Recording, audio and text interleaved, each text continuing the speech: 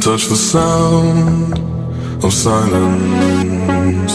And in the naked light I saw 10,000 people maybe, people talking without speaking, people hearing without listening, people writing songs that voices never share, and no one dared disturb the sound of silence.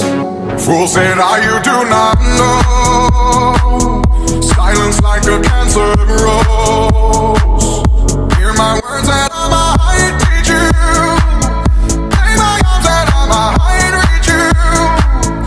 But my words, like silent raindrops, fell